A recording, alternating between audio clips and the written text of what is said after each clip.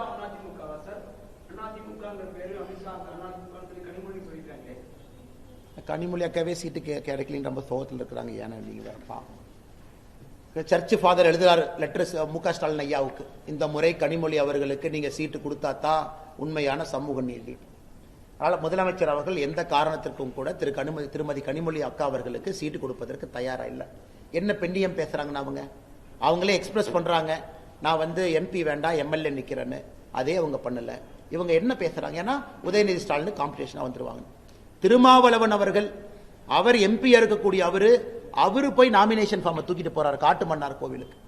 திருமாவளவன் அவர்களை மிரட்டி அந்த வேட்பு மனு வாபஸ் வாங்க வச்சிருக்கிறாங்க. இதை ஏன் நான் சொல்றேன்னாங்கன்னா, புதுச்சேரியில மொத்தம் 30 இடங்கண்ணா, 16 இடத்துல காங்கிரஸ் நிக்குது, 14 இடத்துல கூட்டணி கட்சி நிக்குது.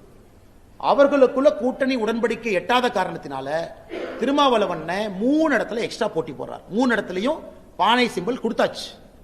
மார்க்சிஸ்ட் கம்யூனிஸ்ட் கட்சி 3 இடத்துல எக்ஸ்ட்ரா போடுது. காங்கிரஸ் 6 இடத்துல போட்டி போடுறாங்க. நேத்து திருமாவளவன் புதுச்சேரியில் எப்படி பிரச்சாரம் பண்றாருன்னா, தயவு செய்து யாரும் விடுதலை சிறுத்தைகள் கட்சிக்கு ஓட்டு போட வேண்டாம், பானை சின்னத்திற்கு ஓட்டு போட வேண்டாம், கட்சியினுடைய கட்டுப்பாட்டை மீறி 3 பேர் போட்டி போடுறாங்கன்னு. அதனால திருமாவளவன் நிலைமையை நினைச்சு பார்த்தா எனக்கே பாவமா இருக்கு. ஒரு கட்சியினுடைய தலைவர் கட்சிக்கு ஓட்டு கேட்பாரு, ஆனா திருமாவளவன் புதுச்சேரியில 3 பேர்த்துக்கு எக்ஸ்ட்ரா ஓட்டு போடாதீங்கன்னு சொல்றாரு. தமிழ்நாட்டில் கொடுத்த வேட்பு மனுவை வாபஸ் வாங்கக்கூடிய நிலைமையில திருமாவளவன் இருக்கிறாங்க. இதுதான் தமிழகத்தினுடைய சமூக நீதி. ஏன்னா இங்க மேடம் இருக்கிறாங்க, ஒரு ஆங்கில பத்திரிகைக்கு திருமாவளவன் அவர்கள் பேட்டி எடுத்த போது என்ன சொன்னாங்க, தமிழ்நாடு அரசியல் களம் மாறுது, கூட்டணி ஆட்சிக்கு வாய்ப்பு இருக்கிற மாதிரி தெரியுது, அப்ப என்னுடைய குரல் அங்க இருந்தா தான் சரியா இருக்கும். அப்ப இவர் என்ன எதிர்பார்த்தாரு, டிஎம்கே மெஜாரிட்டிக்கு வராது, நாமளும் போட்டு எம்எல்ஏ ஆயிக்கலாம், ஒரு கொலிஷன் கவர்மெண்ட் வந்தா ஒரு மினிஸ்டரோ டெப்டி சிஎம் வாங்கிக்கலாம் ஐடியா பண்ணார். இன்னைக்கு திமுக ஏங்க இதெல்லாம் வெளிப்படையா சொல்றீங்க, நம்ம ஆட்சிக்கு வர மாட்டோம் மக்களுக்கு தெரியும், நீங்க எதுக்கு வெளிப்படையா அந்த மாதிரி சொல்றீங்க, அதனால நீங்க வேட்புமனு வாபஸ் வாங்குங்கன்னு அண்ணன் திருமாவளவன் அவர்களை கொச்சைப்படுத்தி இருக்கின்றார்கள், கேவலைப்படுத்தி இருக்கின்றார்கள். தமிழகத்தில் இருக்கக்கூடிய தலித் சமுதாயத்தினுடைய பெருமக்கள் இதை பார்த்து கொண்டிருக்கின்றார்கள். SC/ST சமுதாயத்தினுடைய தலைவர்கள் தொண்டர்கள் பார்த்து கொண்டிருக்கின்றார்கள். அவருடைய தலைவருக்கு நடந்த அநியாயம் இது சமூக நீதிக்கு எதிரானது என்பது எங்களுடைய கருத்து. அண்ணா கோயம்புத்தூர்ல பட்டி போட முடியாதுங்கண்ணா, ஏன்னா சவுத்துல இடம் இல்லை. அதை கரூர் திமுக காரங்க பார்த்தாங்க, பட்டி போடுற இடம் இருக்குமா ஒரு 4 நாள் ரெக்கி பண்ணாங்கன்னா, ஆனா சவுத்துல பட்டி போடுறதுக்கு இடம் இல்லாதனால அதை கைவிட்டு இருக்கிறாங்க. ஸோ கோயம்புத்தூர் அந்த சவுத் ரொம்ப ஒரு கன்ஜஸ்டடான ஒரு ஏரியாங்கண்ணா, நிறைய வீடுகள் பக்கத்தில் இருக்கு. அதனால இன்னைக்கு பாத்தீங்கன்னா, நேற்று நான் பார்த்தேன் அரவக்குறிச்சியினுடைய வேட்பாளர் அதிமுகவுடைய வேட்பாளர் அண்ணன் அவங்க செல்வகுமார் அவர்கள் நேற்று பட்டி போட்ட இடத்துல வெளியே நின்று பேசிட்டு இருந்தார். தென்னிலை பக்கத்தில் இடத்துல பட்டி போட்டு அடைச்சு வச்சிருந்தாங்க, அங்கேயே போய் வண்டி நிறுத்தி அந்த வேட்பாளர் செல்வகுமார் அவங்க பேசிட்டு இருந்தாங்க. கோயம்புத்தூர்ல ட்ரை பண்ணாங்க, ஆனா கோயம்புத்தூர்ல பட்டி போடுவதற்கு இடம் இல்லாதனால அதை விட்டுருக்காங்க.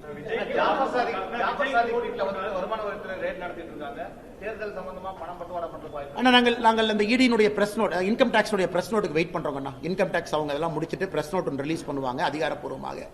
அது என்னன்னு பார்த்தோம்னா நமக்கு தெரியுங்கன்னா, அவர்களுக்கும் திமுகவுக்கும் தொடர்பு இருக்கா, இது பண பரிவர்த்தனை சம்பந்தமாகவா, தேர்தலுக்கும் இதுக்கும் சம்பந்தம் இருக்கான்னு அந்த பிரஸ் நோட் வந்த பிறகு உங்ககிட்ட பேசுறோங்க.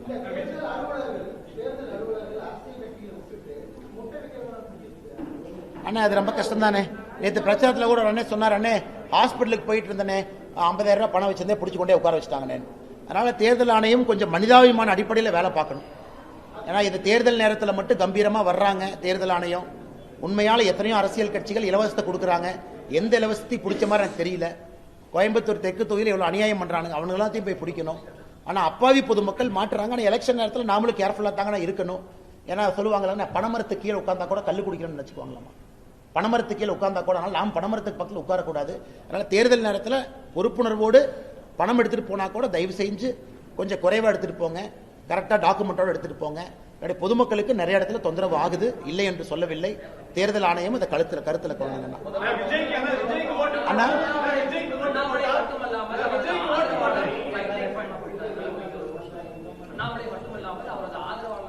ஆனா தமிழ்நாடு பாரதிய ஜனதா கட்சி எல்லா தொண்டர்களும் ஆதரவாளர்கள் தாங்கண்ணே, அங்க இருக்கக்கூடிய எல்லா தலைவர்களும் ஆதரவாளர்கள். இதுல என்ன பிரிச்சு சொல்றீங்க?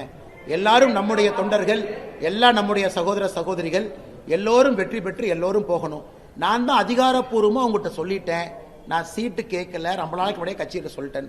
உங்களுக்கு டவுட்டா இருந்தா நீங்க தலைவர்கிட்ட கிளாரிஃபை பண்ணலாம். பியூஷ் கோயல் கிட்ட அண்ணாமலை சொன்னது உண்மைங்களா நீங்க கிளாரிஃபை பண்ணுங்க. அல்லது நிதின் நபீன்ஜி எங்களுடைய அகில இந்திய தலைவர் தமிழ்நாட்டுக்கு டூர் வரும்போது தயவு செஞ்சு கிளாரிஃபை பண்ணுங்க. ஆனா பொய்யா நான் சொல்றேன், கட்சி எனக்கு இந்த முறை நீ பிரச்சாரம் பண்ணுப்பாங்கிற பொறுப்பை கொடுத்திருக்கு, அந்த பொறுப்பை நாம செய்யறோம். இதுல உண்மைக்கு புறம்பா யாரோ 2 பேர் ஒரு டிவியில கருத்து சொல்றாங்கன்னா அது உண்மையாயிருமாங்கன்னா நீ கேட்கறதுக்காக நான் கிளாரிஃபை பண்றேன். எல்லோருக்கும் ஒரு பொறுப்பு. அதே போல இந்த முறை வேட்பாளரா சில பேர் இருக்கு. இல்ல அப்படின்னா 2029 லோக்சபா தமிழ்நாடு குறைந்தபட்சம் 59 லோக்சபா சீட்டு வரும், குறைஞ்சபட்சம் 59 லோக்சபா சீட்டு. அதுல இந்த முறை யாருக்கு வாய்ப்பு கிடைக்கலையோ பாரதிய ஜனதா கட்சியினுடைய தலைவர்கள் அடுத்த முறை போட்டியிட போறாங்க. அந்த எலெக்ஷன் 2 வருஷத்துல வரப்போகுது. இன்னைக்கு எம்எல்ஏ எலெக்ஷன்ல நிறைய தலைவர்கள் போட்டி போடுறாங்க. வாய்ப்பு கிடைக்காதவங்க 2029 லோக்சபால போட்டி போடுவாங்க. அங்கேயும் எங்களுக்கு தலைவர்கள் வேண்டும் அல்லங்கண்ணா. லோக்சபா எலெக்ஷன்லயும் பாரதிய ஜனதா கட்சி நிக்கணும் அல்லங்கண்ணா. இன்னைக்கு இந்த 1/3 உமன் ரிசர்வேஷன் பில் வந்தா தமிழ்நாடு குறைஞ்சபட்சம் 59 லோக்சபா சீட் உறுதியா 2029.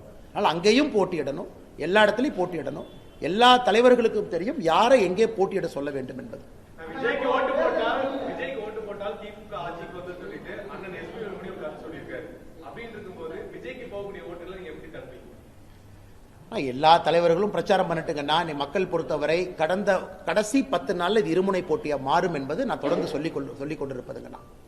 Election will always become a 2 corner contest. லாஸ்ட் 2 வீக்ஸ்ங்கண்ணா, கடைசி 2 வாரம் அப்படித்தான் மாறும்.